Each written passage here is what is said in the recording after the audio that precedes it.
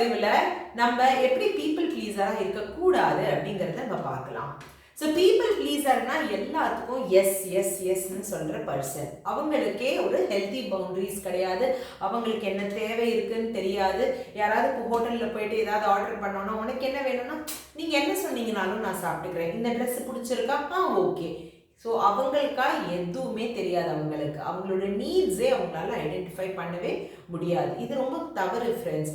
நம்மளுக்கு என்ன வேணும், நம்மளுக்கு என்ன பிடிச்சிருக்கு, அதை சாப்பிட்றதா இருக்கட்டும், ட்ரெஸ்ஸாக இருக்கட்டும், நம்ம என்ன ஒரு என்வாயன்மெண்ட்டில் வாழணும்னு நம்ம நினைக்கிறோமோ இதில் நம்ம கொஞ்சம் சிந்தனையை நம்ம போட வேண்டியதாக இருக்கும். பீப்புள் ப்ளீஸராக இருந்தோம் அப்படிங்கிறதுனா நம்ம எல்லாத்துக்கும் எஸ்ன்னு சொல்லி நம்மளோட மென்டல் ஹெல்த் சரியாக இருக்காது. ஸோ இது ரொம்ப ரொம்ப முக்கியம் ஃப்ரெண்ட்ஸ். ஏன் அப்படிங்கிறது பார்த்தீங்கன்னா நம்ம வாழ்க்கையில் எதுக்கு எஸ்ன்னு சொல்லணும், எதுக்கு நோ சொல்லணுங்கிறது நம்ம தெளிவாக நம்ம புரிஞ்சுக்கணும். எல்லாத்துக்குமே எஸ்ஸே சொல்லிட்டு இருந்தோம்னா நம்மளால வாழ்க்கையில் வளர முடியாது. ஸோ இது ரொம்ப முக்கியம் ஃப்ரெண்ட்ஸ். நீங்கள் எல்லாருமே யோசிச்சு பாருங்கள். எல்லாத்துக்குமே எஸ்ன்னு சொல்லிட்டு நீங்கள் ஏதாவது ஒரு விஷயத்தில் மாட்டிகிட்டு இருக்கீங்களா? மற்றவங்களுக்காக ஏதாவது நீங்கள் ரொம்ப நிறைய செய்கிறீங்களா?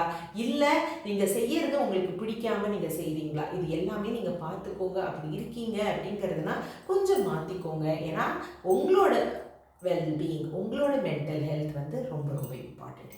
யோசிச்சு பாருங்கள்.